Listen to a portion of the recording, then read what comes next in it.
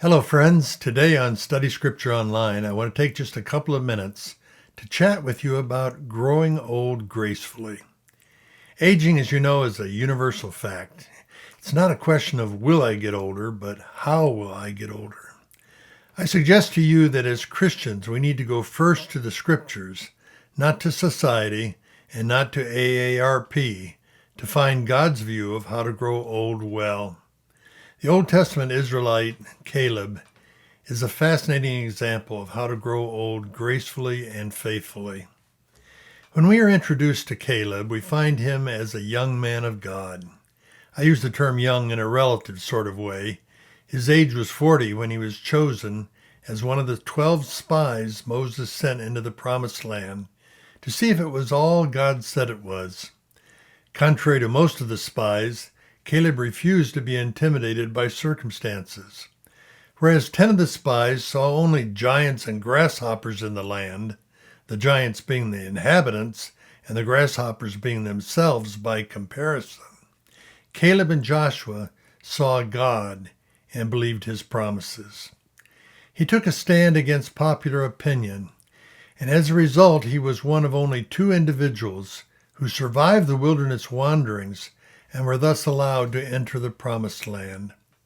45 years after the spy incident, we find Caleb, now about 85 years old, still a man of God. He accepts an appointment to the Apportionment Commission, which was assigned the task of dividing up the conquered Promised Land among the tribes. He could have passed. I've heard people younger than 85 say, "I've put in my time. Let the younger guys do it." Not Caleb. His attitude is, if you think I can help, and if I have the strength, I'm willing to serve. And then we find him boldly stepping forward to possess his inheritance.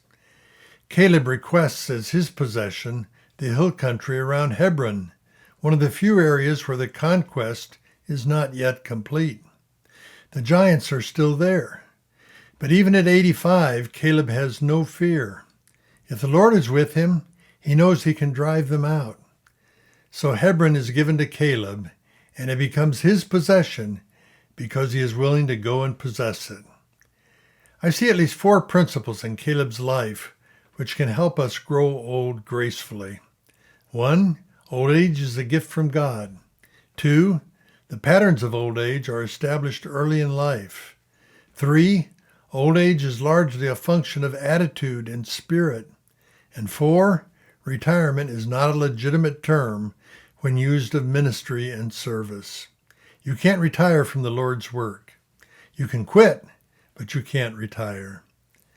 The key to Caleb's success is found in Joshua 14:8, where he says regarding the spies who gave the bad report, "My brothers who went up with me made the hearts of the people melt with fear.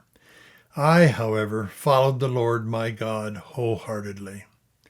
For further exploration of this topic, click the link below, which will take you to a sermon entitled Caleb, Growing Old Gracefully, from Joshua 14.